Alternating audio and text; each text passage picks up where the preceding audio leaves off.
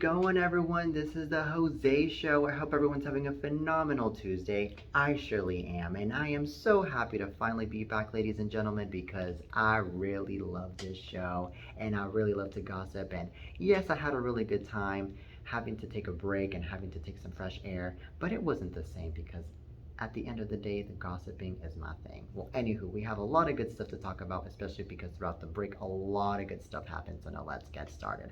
All right, so now let's start off with Beyonce. Beyonce is releasing her new single, Break My Soul, her first single in 6 years, which is the lead single to her upcoming seventh album, Renaissance. Beyonce is going to be releasing the album in all streaming platforms, and Beyonce is showing a disco vibe through this new single, Break My Soul, which, by the way, the writers behind the song are the same writers that are behind her hit singles, Single Ladies, Formation, and her other songs from the past. Well, Beyonce is really happy to finally be releasing this new song, and it took her 2 years to make the whole entire album, and it is finally done. Now, Beyonce got to release the song on Tidal a few hours earlier yesterday before releasing it to all streaming platforms. And as we all know, Tidal is owned by her husband, Jay Z, which could be the reason to why she released it early on there.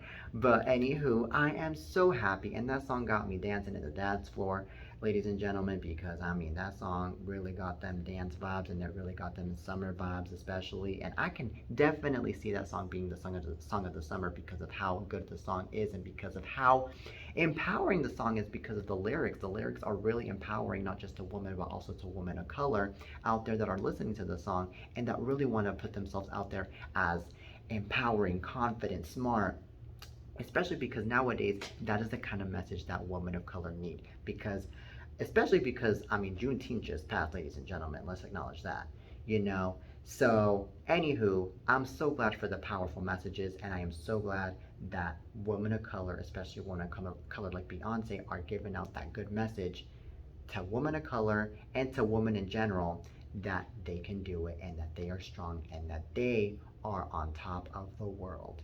All right, so Beyonce, congratulations on the release of your new song, Break My Soul, and also please stream Renaissance, which is Beyonce's seventh upcoming album, which is going to be out on all streaming platforms on July 29th. All right, so now from Beyonce to now Britney Spears and Sam Asghari. As we all know, Britney Spears and Sam Asghari got married over a week ago over in Britney Spears' Thousand Oaks home. Well, a lot of big invites attended the wedding, like Selena Gomez, Christina Aguilera, and Christina Aguilera got to have a similar moment with Britney Spears, and that similar moment happened to be that Britney Spears and Christina Aguilera got to kiss in the lips, just like they did over 20 years ago over at the VMAs. And the picture was all over the internet, and a lot of people were definitely here for this picture because a lot of people just loved that iconic kiss that the both of them shared at the wedding.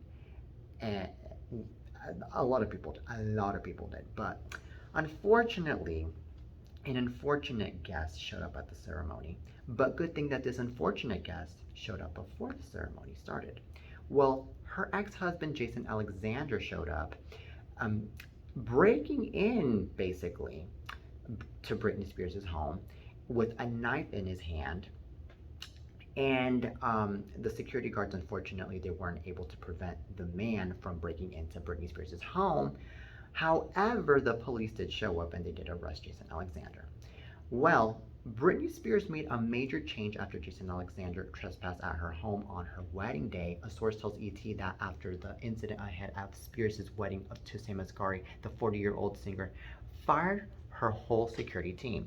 Jason Alexander trying to crash their wedding was a complete disaster, and no one understood how it could have possibly happened. The source says Britney felt that her security team was underprepared, and she was very flustered and overwhelmed.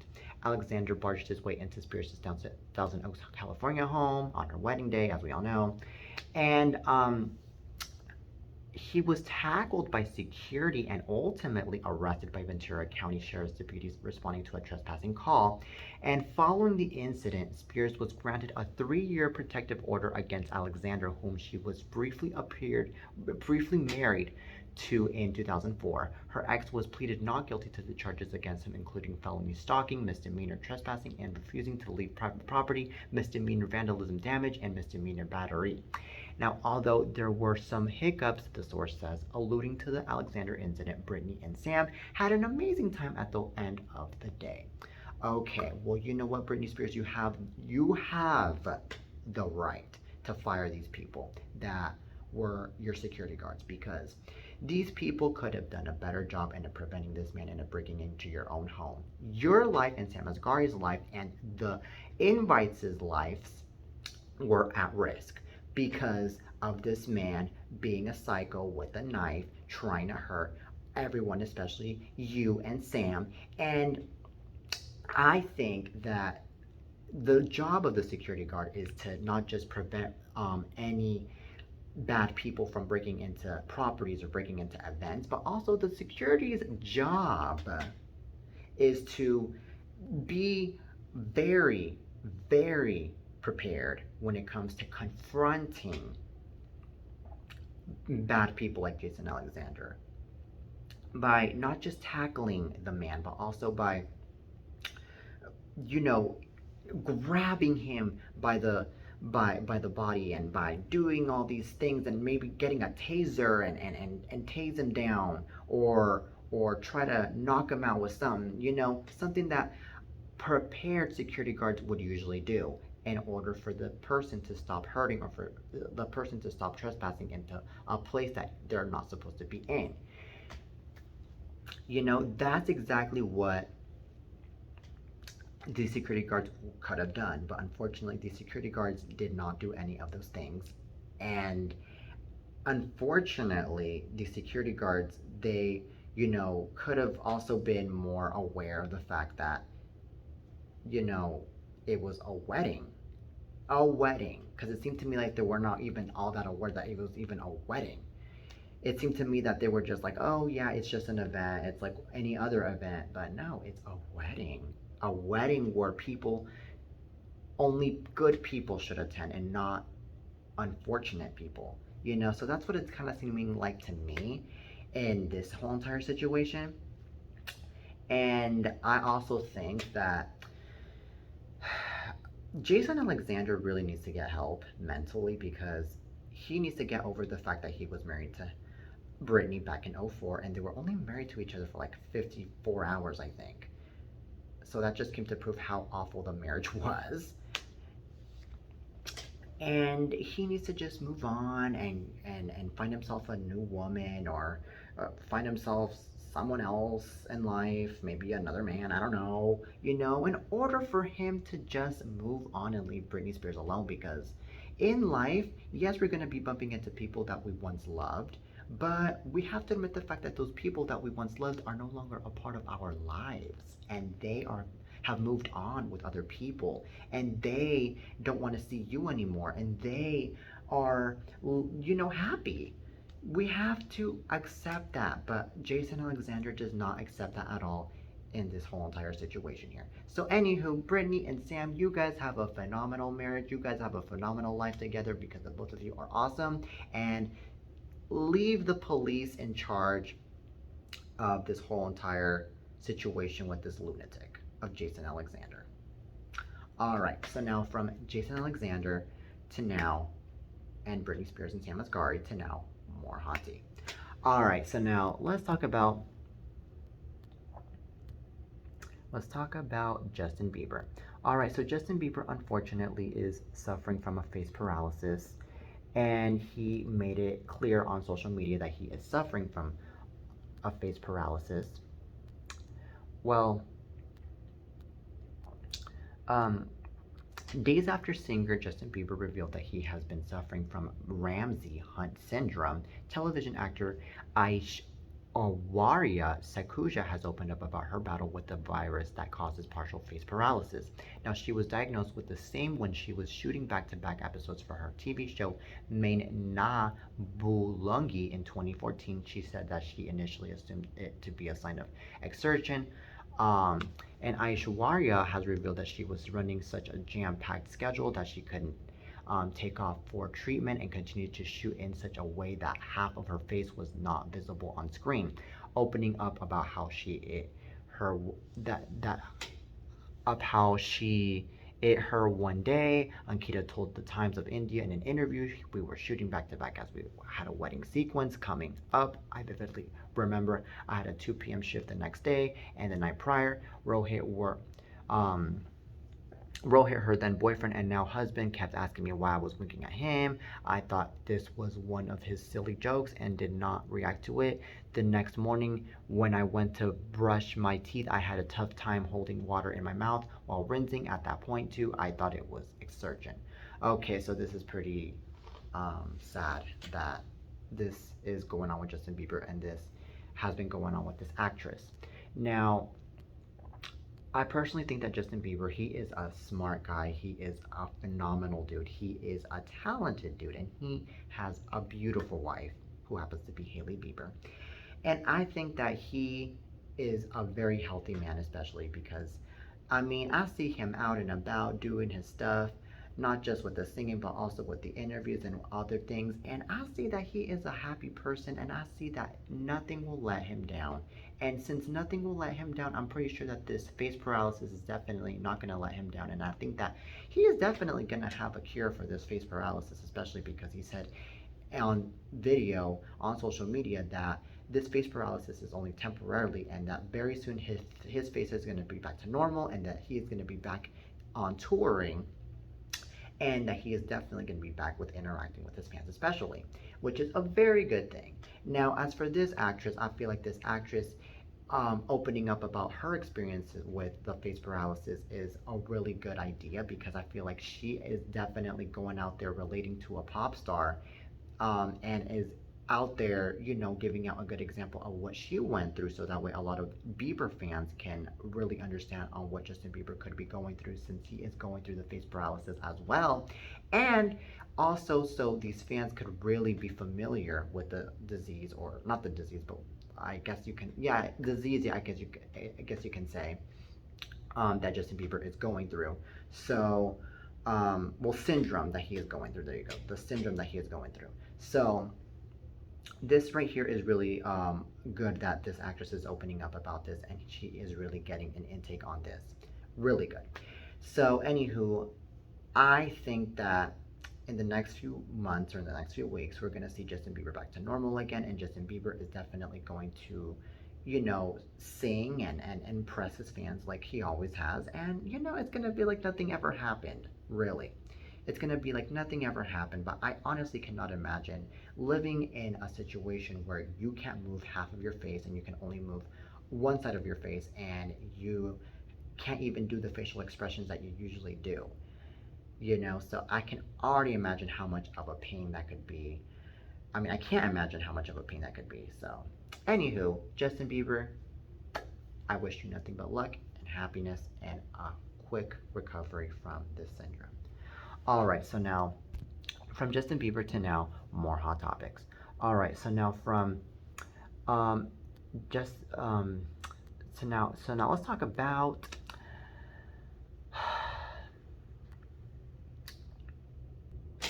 all right, so let's talk about Stephen Colbert. Well, Stephen Colbert has addressed the events that led to the arrest of Robert Smigel, the comedian behind Triumph the Insult Comic Dog, and members of his show's staff last week on Capitol Hill. Now, the Late Show host explained during Monday night's monologue that Smigel and 6 other members of his team were cleared by congressional aides to visit the Longworth House office building, which is across the street from the U.S. Capitol building. He said the staff went through security clearance and interviewed members of Congress all day Wednesday and all day Thursday last week after their interview requests were granted by members of Congress. Colbert then explained how the arrest transpired. After they finished their interview, they were doing some last-minute puppetry and jokey make ups in a hallway when Triumph and my folks were approached and detained by the Capitol Police, which actually isn't that surprising. Colbert said the Capitol Police are much more cautious than they were, say 18 months ago, and for a very good reason, he added, referring to the deadly insurrection that took place on January 6, 2021, and resulting in 5 deaths and hundreds injured. Now, Colbert noted that despite the unpleasant experience, the situation was relatively calm from both parties. Now, the Capitol Police were just doing their job. My staff was just doing their job. Everyone was very professional. Everyone was very calm, he said. My staffers were detained, processed, and released. And then Smigel and the staffers were charged with unlawful entry. The U.S. Capitol Police also released a statement saying the agency may add additional charges after consulting with the U.S. Attorney's Office. And Colbert said that until the next night, when a couple of the TV people started claiming that my puppet squad had committed insurrection at the U.S. Capitol building, Colbert responded to the claim saying, first of all, what? Second of all, huh? Third of all, they weren't in the Capitol building. And then the late show host then got serious and blasted those critics for making such an unwarranted comparison. And then, so anywho, this is pretty intense here.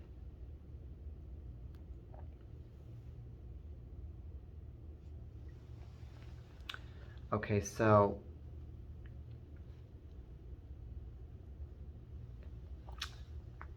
this is very intense. I think that the fact that his staff was involved in this whole entire situation, I mean, that just comes to prove how divided our country is, and that just comes to prove how bad things are going on with the world in general, because I mean, we as people, we need to start loving one another. We need to start being cautious towards one another, and also we need to really think before we go off and do situations like what these people did with the Capitol Hill. Because I mean, okay, you can go off and you can oppose yourself to a political party. You can go off and disagree with whoever you want, but at the end of the day, people are different. People have their own opinions, especially, and we have to respect that. We cannot just go off and riot and destroy property, especially when it comes to Congress or when it comes to the Capitol, because that right there is just going to lead you to a lot of trouble, and that right there is going to lead you to a lot of course, bad publicity, as far as what we're seeing here from Stephen Colbert's cast. It's really, really bad. It really is, and never did I expect for this cast to end up doing something so stupid and so unlawful and so bad, like what they just did right here into getting into the Capitol like that. I really cannot believe this. I really can't. It just comes to show that, you know, even people from the TV business, I mean, they're just gonna go off and do whatever the heck they want, and they're gonna do whatever the heck they think they can do just because they're in the TV business, especially. But in reality, even when you're in the TV business, that does not give you the right to just go off and do whatever the heck you think you can do, especially when it comes to affecting the nation. You know, so this is what it's kind of seeming like to me here with Stephen Colbert's production team or cast or whatever it is. You know, it really seems like it to me that they feel like they have the authority to just go off and destroy whatever the heck they want just because they're from Hollywood and just because they're coming from a very famous late night show. So this right here is just a bunch of BS right here, and this right here is a bunch of ridiculousness. And if I were Stephen Colbert, I would just go off and fire these people, and I would just go off and just work with new people, new loyal people especially, that will really not cause a huge disaster to anything nor to anyone. So, anywho, I really think that Stephen Colbert, unfortunately, got put into the situation in a bad way. When in reality, I don't think he should be put in the situation in a bad way, because he has nothing to do with this whole entire situation. And at the end of the day, these people really need to acknowledge that, and they need to be like, well, you know what? Let's leave Stephen Colbert out of this because he has nothing to do with this, even though they work with him. You know, that's how it should be. But unfortunately, there will always be people out there that will go off and smug their hatred towards the person that has nothing to do with the whole entire situation, just because this person is associated with other people, just like Stephen Colbert is with his cast. All right, so anywho, Stephen Colbert, you do you. You really calm down and do not let the haters get to you, all because of your staff being so awful into doing what they just did. All right, so now from Stephen Colbert to now more hot topics. All right, so now let's talk about Kim Kardashian, shall we? Well, unfortunately, Kim Kardashian got to wear Marilyn Monroe's dress at the Met Gala not so long ago, and unfortunately, she destroyed it because unfortunately, the woman has a big butt that is able to destroy a dress that does not fit her at all. Well, apparently, Kim Kardashian reacts to more Marilyn Monroe dress criticisms. Well, Kim Kardashian continued to dismiss the ongoing criticism of her dramatic Met Gala weight loss on Tuesday, repeating the rationale she's now shared across multiple news outlets. Now, I looked at it like a role, she told Today Show co-host Savannah Guthrie and Hoda Kotb on Tuesday, and I really wanted to wear this dress. It was really important to me. Kim lost 16 pounds in 3 weeks to fit into the bedazzled 1962 gown that Marilyn Monroe wore during her infamous Happy Birthday, Mr. President performance for John F. Kennedy. Many have since argued that the dramatic weight loss sent a dangerous message regarding body image and dieting to Kim's millions of followers, but the reality star has been steadfast in her defense. To her, the Met Gala appearance was just as much of a performance as any acting role that would require a physical transformation. Now, earlier this month, she offered a similar reasoning to the New York Times. To me, it was like, okay, Christian Bale can do it for a movie role, and that is acceptable, she said. Even Renee Zellweger gained weight for a role. It's all the same to me. I wasn't saying, hey everyone, why don't you go lose this weight in a short period of time? Okay, well, this is what I personally think here. I personally think that Kim Kardashian should have definitely lost more weight, or she could have gotten rid of that fake butt that she has before wearing that dress, because that fake butt, and yeah, part of the reason could be because of her weight, was the reason to why that dress got destroyed first and foremost. And it really is sad that she got to destroy that iconic dress, because that iconic dress was worn by the one and only Marilyn Monroe over almost 60, oh yeah, 60 years ago, when she was singing it to John F. Kennedy. And we also have to admit the fact that Kim Kardashian is no one compared to Marilyn Monroe. She's no one. Kim Kardashian is a reality star. She's making millions. But Marilyn Monroe is the icon that we've all known. And Marilyn Monroe is gorgeous, especially.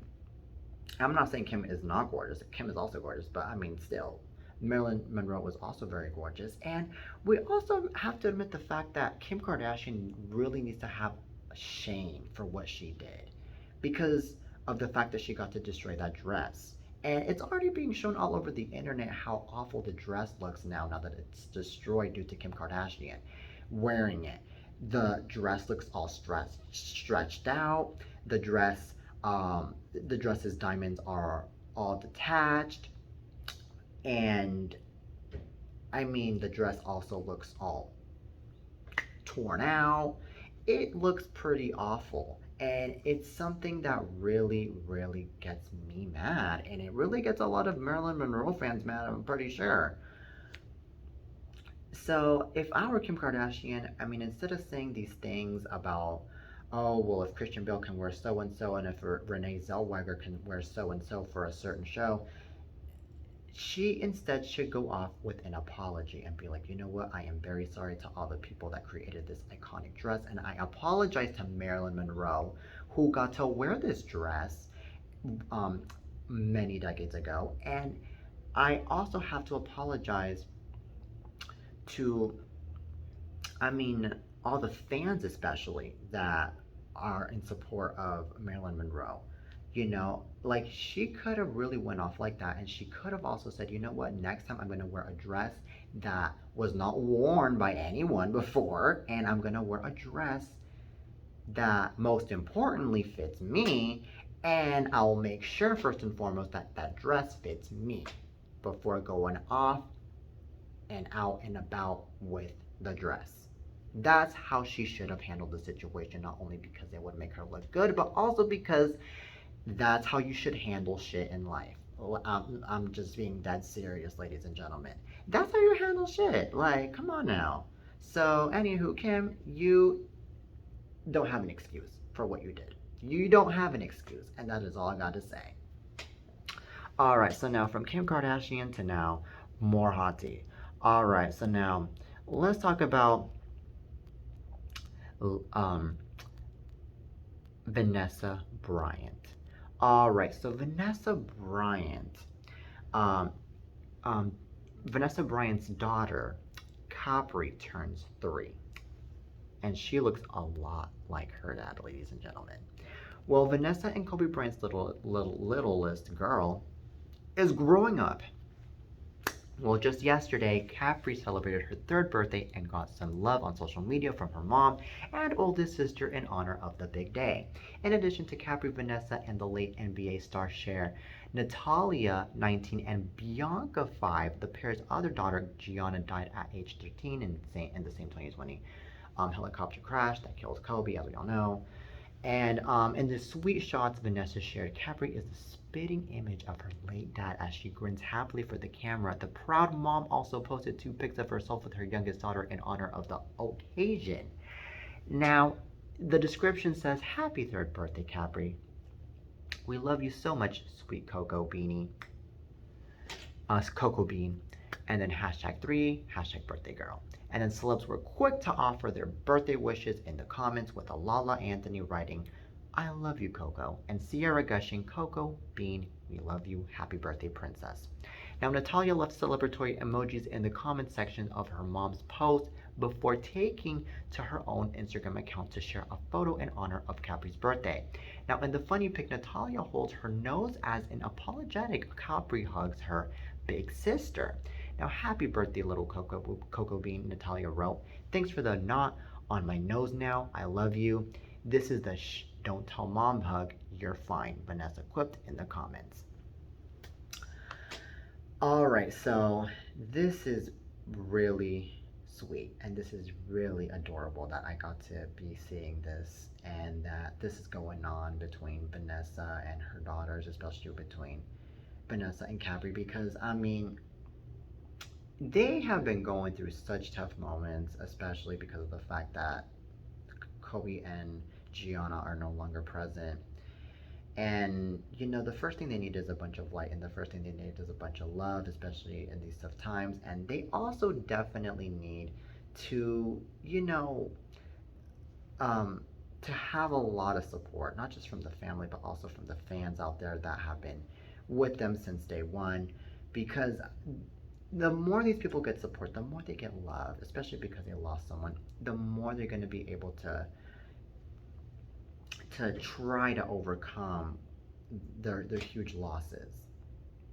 And the more they're going to be able to, be in a better state of mind, and the more they're going to be able to be, in a happier state of mind, especially because, I mean, the more they're going to be in a happier state of mind, the more they're going to be able to succeed and do what they want to do. And also, I mean, the more Capri is going to be able to grow up happy instead of growing up sad because of the fact that she no longer has her father. So that's how I see this as. So, anywho, I'm glad that they're sharing their happiness. I'm glad that they're showing their celebrations on social media. They are awesome. And, if I were them, I would just not let the haters, I wouldn't let anybody else get to them at all, because in life we gotta keep on shining, we gotta keep on moving on, we gotta keep on going forward, especially in order to actually be successful and be ourselves. So that's how I see this as. Well, anywho, that is it for today's show, you guys. I really hope you guys enjoyed today's episode of the Jose Show. I surely did, and I'll definitely be back with more of the Jose Show in the upcoming days. And yeah, don't forget to follow me on social media, ladies and gentlemen. And don't forget to follow me, especially on Instagram. My Instagram is @JoseGuzman. To those of you that want to follow me, you are more than welcome. All right, that is it. Till next time, peace.